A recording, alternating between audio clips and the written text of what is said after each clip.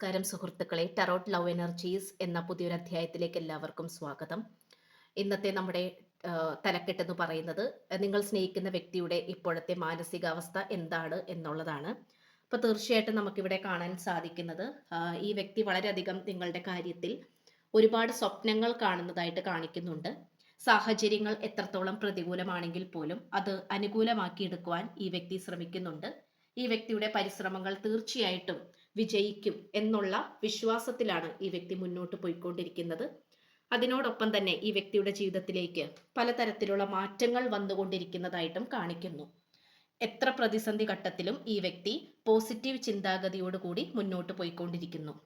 അതിനോടൊപ്പം തന്നെ ഈ വ്യക്തിയുടെ മാതാവിൽ നിന്നും വളരെയധികം അനുകൂലമായിട്ടുള്ള തീരുമാനങ്ങളാണ് വന്നുകൊണ്ടിരിക്കുന്നത്. നിങ്ങളുടെ പ്രണയബന്ധത്തിൽ അവർ എതിര് നിൽക്കുന്നുണ്ടായിരുന്നുവെങ്കിൽ അതിപ്പോൾ അനുകൂല അവസ്ഥയിൽ വരുന്നുണ്ട്. നന്ദി.